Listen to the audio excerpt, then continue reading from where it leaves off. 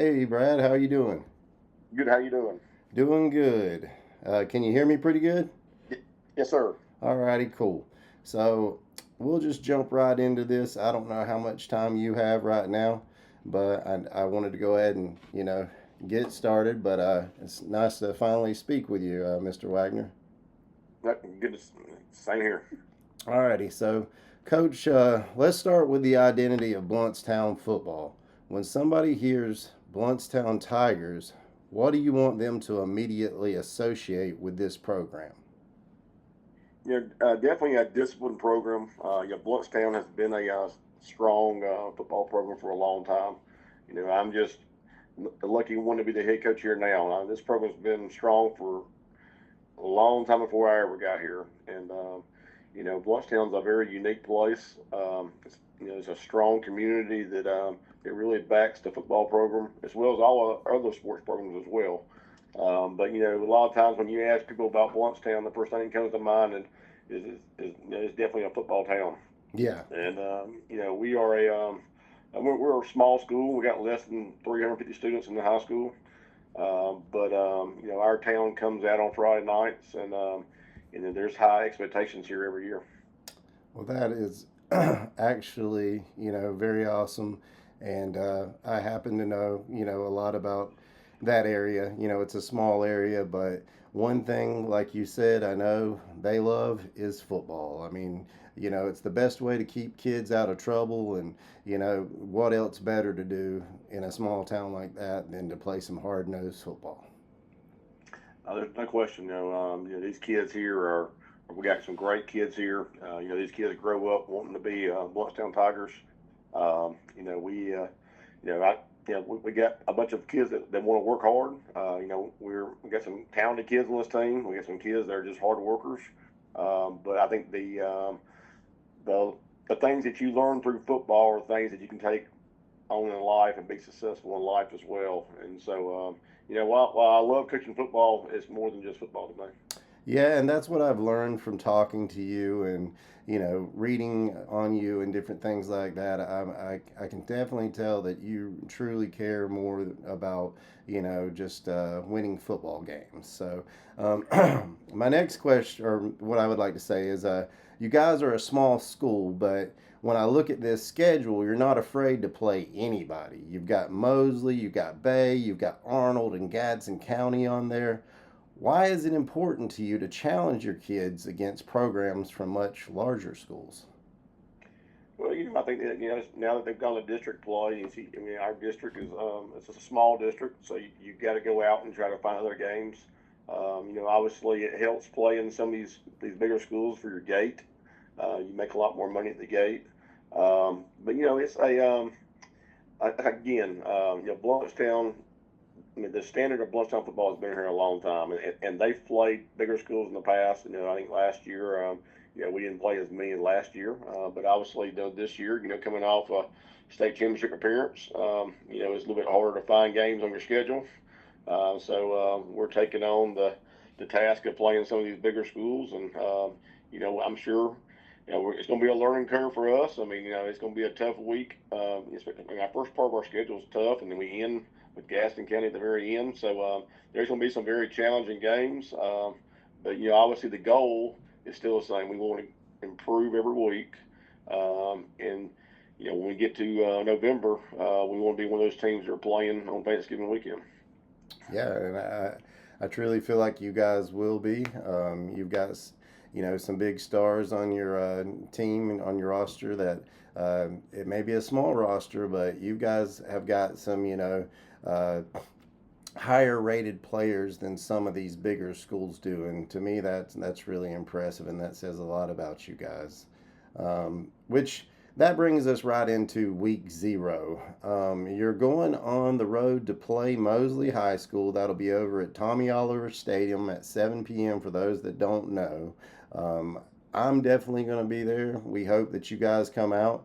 What made you want that matchup, and what do you hope your football team gets out of playing a program like Mosley before the regular season gets rolling? Well, I think that anytime you get a chance to play someone that's got a really good program like Mosley, I mean, I think they were ranked the best big school Northwest Florida program last year by some sites, and they've had a great program the last couple of years that I've been following them. I think that Coach Waggoner has done a really good job there of promoting that program. It's going to be a big task for us from the standpoint of just being able to compete with a much bigger school than we are. I think they've got over 1,800 students, and here we are with 350 students. But I think that this game will help prepare us for the season. We've got some tough games at the beginning of the year. Obviously, uh, this is my 30th year coaching, my 19th year as a head coach, and I'll be honest with you, I don't put a whole lot of emphasis on these classic games. These games are for us to see what our kids can do. There's going to be mistakes on both teams, but to be honest with you, it means absolutely nothing who wins the game, who loses the game. I mean, it's we've got to come in this game and we got to be able to play at a high level to get us ready to play next week when we play on the road in Alabama at Ayrton. And I think this game also will help us in game two when Bay comes to here. Bay's a team that beat Mosley last year. So it's another much bigger school than we are.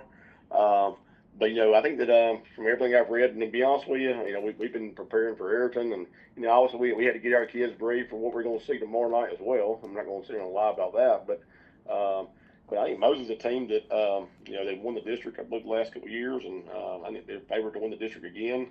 And I think with them going down to 4A, I think that they're a team that's probably got a chance to make a long run in the playoffs in 4A. So it's going to be a big challenge for us because the other big thing is obviously we're a much smaller school, but they are very very good on offense, and we don't see that a whole lot of what they do on offense at the smaller school level. So it's going to be a big challenge for us to play at that tempo that they go. They have a great quarterback, a great running back, a great receiver, so that they've got a lot of big parts that's going to really help them to have a successful year. And like I said, it's going to be a challenge for us. But we're going to go out there and we're going to play our older guys for the first half, and then we'll play our young guys the second half. And I think that just like them, I'm sure both of us want to get out of that game injury free and see what we got to see what's going good for us and see what we got to work on going in next week when it really counts. And then after the first half, it's immediately going to be going JV versus JV, correct?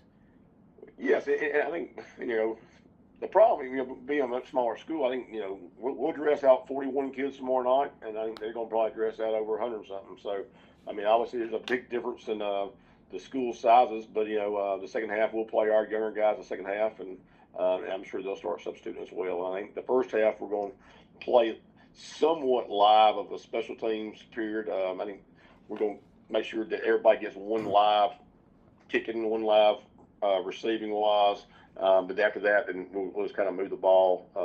So, kind of alleviate plays that people get hurt on special teams. And so, but I think that Coach there wanted to get a few live reps. I know that they got a big game next week with Choctawacha next Thursday. So, so we'll do that. And then the second half, there won't be any special teams the second half. It'll just be strictly young guys. Okay. That's all good information. As far as there's something that I want to. It's kind of disrupting the flow of my interview, but I just want to mention it. You guys will be starting little Brad, which is your son, and he's an 8th grader, correct? Today was his first day of 8th grade.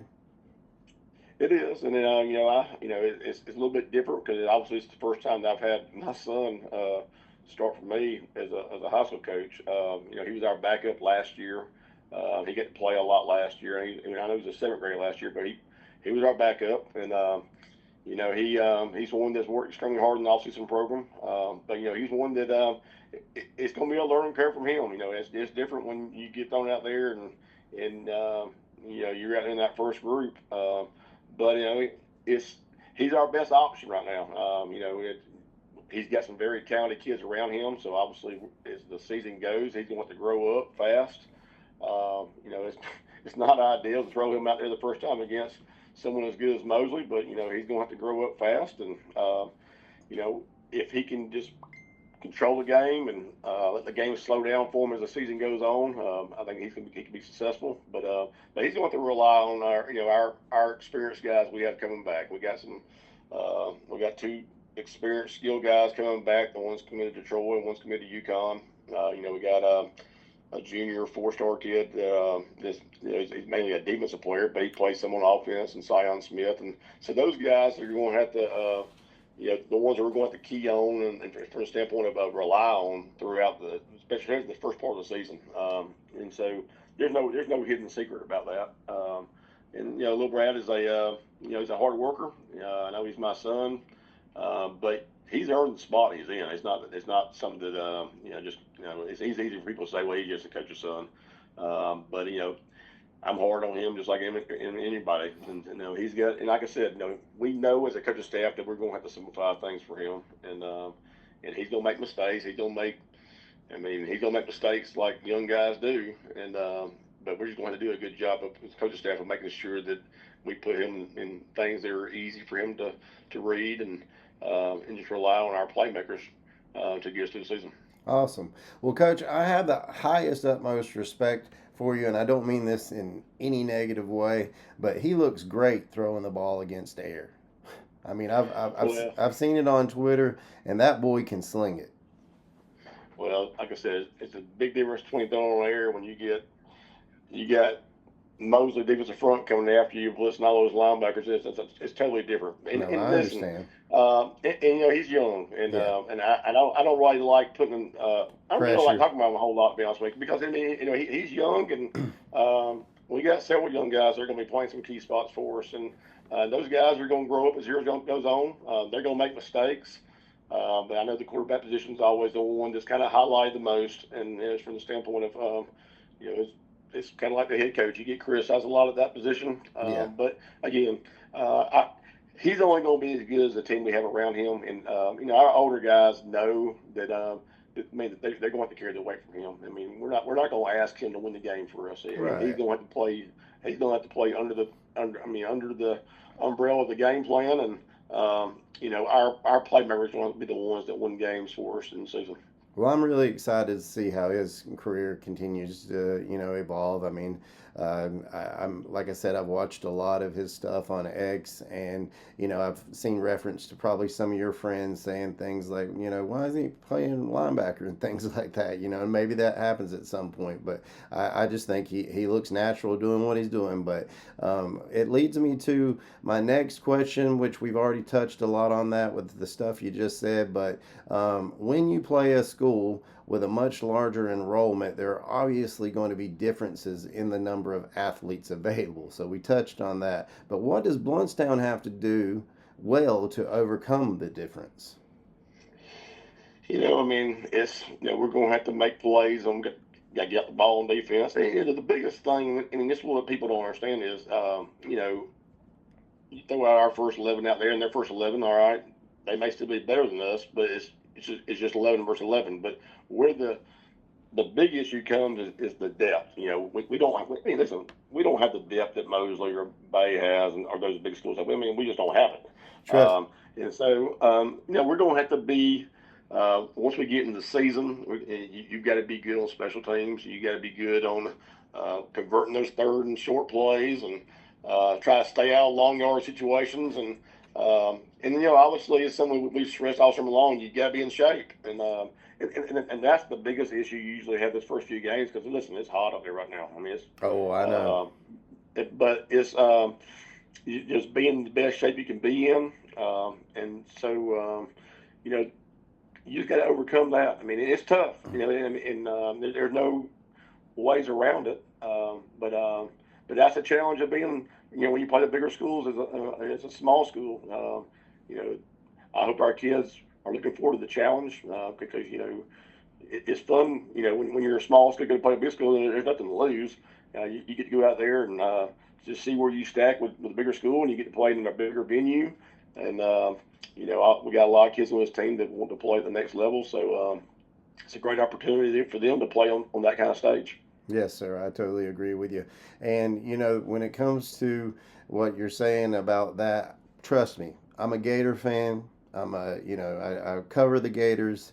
I completely understand depth because Florida hangs with Georgia every year until about the second half, and then boom. So I get it. All right. So also, I wanted to mention that I saw something that I absolutely loved: Midnight Madness. You guys actually held a practice at midnight. Where did that idea come from? And more importantly, Coach, who wants to practice football at midnight? Well, our older kids wanted to do that. It's something that it's kind of to end the summer practice to get ready for for the season wise, and it was just it was kind of a fun event. We got to do kind of like a red white game and really a red white scrimmage. It was just kind of the last practice before really school got ready to start, and so we did it last Thursday at midnight, and kids had fun with it. We had a lot of people in the community come watch, and so it was just a fun event, kind of end the summer part of the program. But like I said, anytime you play football in Blountstown, it's a big deal. Yes, sir. I totally agree. What was the atmosphere like? I mean, because it looked like you were trying to make it more than just a practice. It looked like you were bringing the entire Blountstown community into the football program. I noticed the phrase outwork everybody attached to this program, and that's a strong statement, Coach. It goes along with our cheerleaders. All our cheerleaders were there. We had a lot of students were there. There was probably a couple hundred people there for that midnight practice. But like I said, anytime you host an event, it doesn't matter if it could be at 7 o'clock at night, it could be at 2 o'clock in the morning, it could be at 6 o'clock in the morning. If you host an event here at Bowles Field involving our football program, there's going to be people there to watch. And it was neat to see. We had a lot of students come last Thursday night, and we had some former players came, and like obviously our cheerleaders performed throughout the scrimmage, and so it's a that's what makes this place unique. I mean, everyone comes together, and it's more than just one program. It's just like day before yesterday we had the volleyball preseason classic, and we got them in practice, and all our football players go support them, and there was a huge crowd for their preseason classic as well. So that's what makes Blountstown unique. I mean, it's a community-based school, and that's why anytime the Tigers do anything, boys or girls sports, it's a big deal. Understood. And Coach, this one's obvious, but I want your version of it. What does outwork everybody actually mean inside your locker room when nobody else is watching? Well, that's kind of phrase that I've used. I've used it for a long time, way before I came here. Yes, sir. But it's one of those phrases that we use in our program from the standpoint of we want to do the best we can to make sure that we are doing more than the people we play against. And I think if you have that mentality about work everybody, you can take that on in life. Far after football's over with, when you get in your job, on down the road. I mean, if you're willing to do more than what other people are willing to do, you've got a better chance of success. Does it always mean you're going to win? No, it doesn't. But I can tell you this: if you don't outwork everybody, the chances of you being successful is definitely slims down. Right. Yes, that makes logical sense to me, Coach. So, what do you consider the strength of this football team right now, and what are areas that you still need the most improvement before you line up against Mosley? Well, listen, we returned some experienced players back from last year's team, but obviously, every year is different. Everybody wants to talk about our last year's team. Our last year's team is not here no more. Last year's team is not going to win us a single game this year. Yes, sir. We've got we got some holes to fill in different spots. Even though we return a good bit of players from last year's team, there's still some holes that we got to fill. And only way you're going to do that is go scrimmage someone, see where your deficiencies are, and then we got to fix them to get ready for next week when it really counts. Tomorrow night, what I'm looking for, we're going to play some guys in some different spots to make sure we got our best 11 going into the Ayrton week next week at the right spots. We're going to play some guys at some different spots on the line of scrimmage. They're going to make some mistakes. The scrimmage game for us is to see these guys play against a really good team, but also for us to evaluate to see if we got our guys in the right spots and then we'll reevaluate after tomorrow, and then get those guys in the right spots for when it really counts the following week. Okay, I'm excited. I'm going to be there, Coach. So I'm looking forward to watching you guys duke it out for a little bit. I know, like you said, it's a scrimmage game, but there'll be some intense moments, I'm sure. My next question is, it's something that I really respect about you, Coach. You do, you post your Bible verses and things like that, and I can tell, with speaking to you and different things like that, that you actually live it. You're very open about your Christian faith. How much does your faith influence the way you coach these young men, especially when you're teaching them things that are bigger than wins and losses? Well, I think the biggest thing to me personally is coaching is not what defines me. I don't care if I win every game or I lose every game. I want to win worse than anybody, but coaching is not what defines me as a person. My identity in Christ is what defines me as a person. Am I perfect? By no means whatsoever. I make mistakes every single solitary day, but I also do know that I have a personal relationship with Christ, and and my goal as a coach is to hope these kids will see Christ in me, and that they'll turn their life over to Christ. Because listen, when it's all said and done, there's only one thing that really matters, and that's going to be your relationship with Christ. And I think football's a great sport. Sports in general are great. They teach you great, principles that will help you be successful in life. Listen, I'm far from perfect, but I do know this, that my relationship with Christ is the most important thing, and my family is the second most important thing. That's exactly how I feel. I've made some mistakes in my life, Coach, but I agree 100%. Your relationship with Christ is, everything, and right then you got to go to family. Other than that, that brings me to this. High school coaches get these kids during some incredible, important years of their life. When one of your players eventually hangs the helmet up, what kind of man do you hope he leaves this program? I hope he leaves with the principles that'll help him be successful in life, so that hopefully he'll be a great father, a great husband, but he'll also have the tools that'll help him to be able to handle just the aspects of life. Football teaches you how to handle adversity. Things don't go your way all the time in football, and so you got to be able to handle when things don't go your way. When things do go your way, how do you handle success? And I think those kind of things are what I hope that these players experience out of our program here. I hope that they understand what the discipline, with the commitment, with the accountability, why we are hard on them all the time. Because, listen, at the end of the day, everyone's football career is going in. Some go in high school, some go in college, some go in if they get a chance to go play the pros. It all ends. When a kid comes in high school in the ninth grade, within 12, 13 years at the most, if you go to the NFL, it's still going to end. And they're still going to have 75, 80% of their life left to live. And so I hope that as a football coach that I can help prepare those guys for life. And the biggest compliment you can get as a football coach, like I said, this is my 30 years coaching, but my 19 years as a head coach. The biggest compliment you can get as a coach is when they come back to you and they tell you, thank you.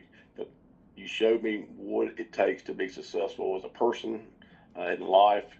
And I think that's bigger than any win that you get as a coach. Obviously, I'm in this business, and like most coaches are, but I'm in this business to help change lives. And if you lose that aspect of it, if I ever lose that aspect, it's time for me to find another profession to get in. Yes, sir.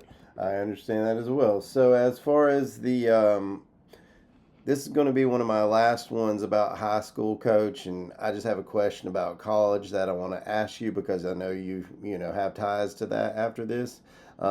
Basically, it's week 0. Blountstown travels to Mosley. Your guys walk out there and see a much bigger school standing across from them. What's the message you're giving your team right before they take that field? To be honest with you, it's the same message we give them all week long. These kids here were played in big moments. These kids played in the state championship game last year. we're going to go out there and play. I mean, it's a scrimmage. We're going to go out there and see what what we do right, what we do wrong. We're not going to be perfect tomorrow night. And listen, it's a tough test for us. I mean, they're a really good football team, and but like I said, it's a scrimmage for both of us. I mean, it's whoever. I mean, there's no winner or loser. I mean, I don't know. I mean, you're playing a half. It's a game where, hopefully when we come out of that game, we're going to be able to identify what we got to work on to get ready to beat Ayrton next week. Yes, sir. Because there's a you're never as good as you are. You're never as bad as you are.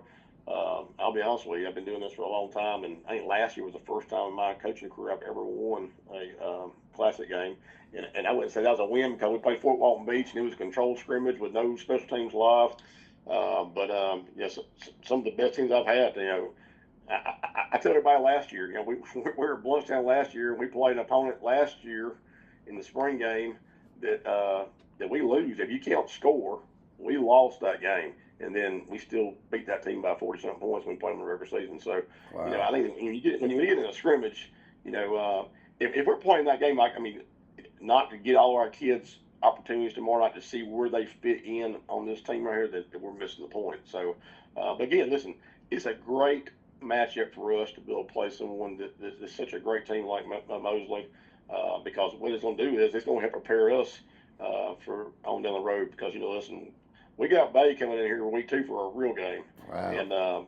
And listen, our hands will be full. We know our hands going to be full tomorrow night, but that one's going to be full where you got to play 4 quarters, and we'll get a glimpse tomorrow night to see what our deficiencies are and how far we got to improve before we get to that game. Right, and the Bay game goes on your actual record, so I understand where you're coming from. So, here's my college questions for you. I'll keep them short, but knowing you played linebacker at Georgia Tech, and this show is all Gators, what is your thoughts on the new staff? Well, I think that it hurts Georgia Tech losing Buster Faulkner. I don't know him personally, but I've kind of followed his career. He was at Battle State, played quarterback at Battle State, but he's he did a great job at Georgia Tech, and I think that I think he's going to do a great job at Florida. I've met Coach Summerall. I don't know him personally, but he's one that I look forward to following him at University of Florida, and I hope Florida wins all games. I hope they beat Georgia. I'm not a Georgia fan. Right, I didn't think you would be, Coach. So, and this seems like if, maybe 2027 may be a better year for that, but this year seems that, Florida would maybe possibly have a chance at it because Kirby, has kind of been down for, a little bit here and there. So if there's a year to beat them, this would be a good, season to do it. I just don't know, we got to see how these quarterbacks play. And I, too, have met John Summerall. And what did you think about the energy of that man? To me, he was just like, wow, I was ready to play for him. Well, you can see why he's a head coach of Florida. For me, he's a dynamic person. I got to meet him when he was at Troy. And so, but he's had a great career so far. He did a great job at Troy. He did a great job at Tulane. And, he'll do a great job at Florida as well. I think that, you can tell he's got high energy, and, there's no question that Florida's a great place to coach it. And, I think that we're seeing them get back on top. Okay. So this is going to lead me to my last question for you, Coach. I have the Florida Gators. Honestly, I wanted to do 7-5, but I didn't want all the, backlash from the fans. But I keep it real, I really talk ball. I don't, try to sugarcoat things. If people don't want to follow me, that's fine, just because I give my true opinion. But, I kind of, to make the fans kind of do a little better with it, I gave us a record of 8-4. I don't know how deep you've looked into it, but if you could just throw out a guesstimate for us. I think 8-4 would be a good record for a first year coach. Yes, sir. Coming in there and you're bringing in a whole new staff, but but college football is a little bit different than it was when I played, and even when I was on staff at Georgia Tech. With the NIL and players moving, around so much. They don't give you quite as long to turn those programs around, and Indiana's a prime example. They turned that thing around quick. They were able to bring in the right players, and so I think in college level, it starts with your quarterback, and then obviously it starts with your offensive line, defensive line, and to be honest with you, I can't tell you all the players that Florida's got. No, that's fine. I understand. I got no problem trying to figure out how we're going to put our players out there right now. And so, no, I totally get it. But heck, I hope Florida's the best. And now I'm an Alabama fan, so I hope they win all those games. I don't think they even play Alabama this year or not. But no, we don't. I think that but I think that I look for him to turn around quick. I think it's going to probably depend on how fast that offense comes around. Like I said, I haven't really followed Florida football a whole lot. But yes, sir. I think the one thing that they've kind of, I guess it's been the downfall for the last few years has just been the offense in general. And right. that's just from an outsider looking in. And I have no inside information or really have no right to even give an opinion. But well, I appreciate your opinion. But I think that in the college level, listen, you better have a good quarterback, and I think you saw at Indiana last year what a good quarterback can do for you. Yes, sir. You're 100% correct on all that. Well, Coach, I know you don't have forever, so I just wanted to talk to you, and I just wanted to let you know that tomorrow night, good luck to you guys. I want you all to stay safe. I want Mosley safe. I want you guys safe. Anytime people are playing football, I want everybody to be safe, because God knows I never thought I'd have to see my own kid, go through an injury like he's going through right now. So good luck to you guys. And again, I'll be seeing you tomorrow night. All right, sir? All right. Thanks for having me. Yes, sir. Thank you for coming to the Swamp Report, and we'll have you back maybe, hopefully. Sounds great. Thank you very much. Yes, sir. Have a great day, Coach. You too. All right. Yes, sir. Bye. Well, there you have it, guys. That was Coach Brad Waggoner. He's a really good coach. He's an up-and-coming coach in this area. I'm very excited to see what he can do, moving forward. This was a cool episode of the Swamp Report because we had Brad Waggoner, former linebacker at Georgia Tech, so he knows his stuff, and we talked some good stuff about the Florida Gators, but more importantly, we talked about raising young, good Christian men. So more than anything, that means something to me, and I think just spreading that message to you guys and to whoever else can hear it, that means a lot. But I just, I've always got to end the show like this, even though we were talking high school football. And good luck to Mosley. Good luck to Blountstown. I'm very excited about tomorrow. I hope both teams just play really well. But like he said, it's a scrimmage game. It's not something they're taking real serious, okay? So, as always, we end the show that way, baby. Let's give it that Gator chomp. And thank you guys for tuning in, and go Gators. What's up, guys? I just wanted to tell you about our amazing sponsors. We have Kyle Morris. He is the owner of Northwest Florida Pole Barns. You can reach him at 850-326-4626. He's in Panama City and all the surrounding areas. Also, other than that, Timothy O'Connor, owner of Mobile Strength Company. You can reach him at 850-866-5158. He is a mobile strength training company that will come to you. He does strength and conditioning so he can make you faster, he can make you stronger, he can do whatever you would like, whatever your goal is. And finally, shout out to Plushable Brands, who gave me this amazing Albert. Just wanted to make you aware he has a cool hoodie. So check out Plushable Brands on Facebook. They're a great brand, and that is another one of our sponsors. So thank you so much for tuning into the Swamp Report, and get ready for more Gator stuff coming your way. Go Gators, baby.